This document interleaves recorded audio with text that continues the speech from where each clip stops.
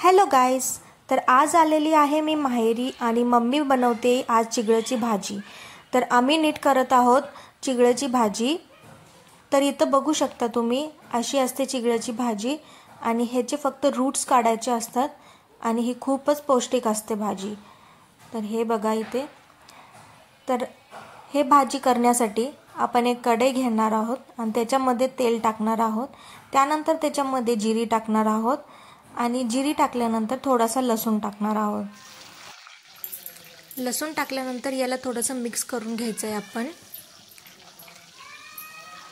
आणि त्यानंतर आपण ह्याच्यामध्ये बारीक चिरलेला कांदा टाकणार आहोत। कांदा छान मिक्स करून घ्यायचा आहे आपण। ह्याला लालसर भाजायचा आहे।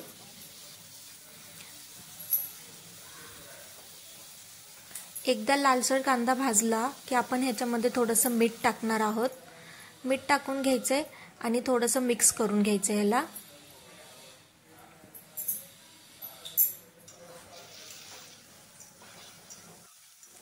ह्याच्यानंतर आपण ह्याच्यामध्ये मटकीची डाळ घालणार आहोत। मी मटकीची डाळ 15 मिनिटं भिजत घातलेली होती, तर आपण ते टाकून घेऊयात ह्याच्यामध्ये। हे मटकीची डाळ आपण टाकून घ्यायची आणि छान फ्राय करून घ्यायची ह्याच्यामध्ये। तेलामध्ये छान मटकी फ्राय झाली की खूप छान लागते।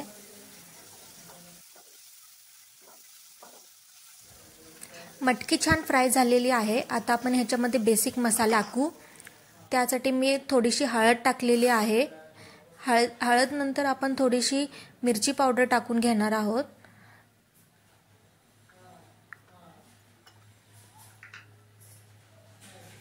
आणि इथं मम्मीनं थोडासा गरम मसालाही टाकलेला आहे आणि ह्याला आपण छान मिक्स करून घेणार आहोत।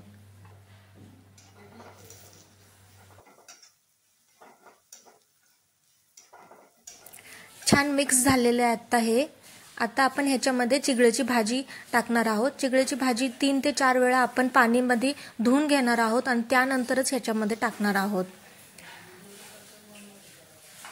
हे बघा, अशी थोडी थोडी करून चिगळाची भाजी टाकायची आहे आणि त्याला मिक्स करून घ्यायचं आहे। छान मिक्स करून घ्यायचं याला।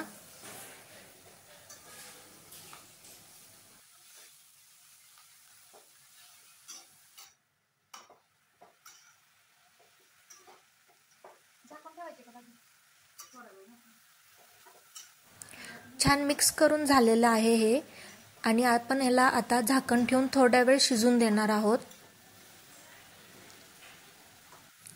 आणि 5 मिनिटांनंतर आपण पुन्हा ह्याला थोडंसं मिक्स करून थोडासा शेंगदाण्याचा कूट घालून घेणार आहोत। तुम्ही तुमच्या आवडीनुसार शेंगदाण्याचा कूट घाला ह्याच्यामध्ये, खूप छान लागतो। असा मोठा दाणेदार शेंगदाण्याचा कूट घालायचा, एकदम बारीक नाही घालायचा ह्याच्यामध्ये। भाजीमध्ये थोडासा मोठा कूट असलेलाच छान वाटतो। आपण त्याच्यानंतर मिक्स करून घेणार आहोत आणि त्यानंतर थोडीशी कोथिंबीर वरून घालणार आहोत आणि आपली भाजी एकदम तयार आहे। तुम्ही बघू शकता किती छान भाजी बनलेली आहे। तुम्हीही ट्राय करा आणि कमेंटमध्ये नक्की सांगा कशी वाटली। धन्यवाद।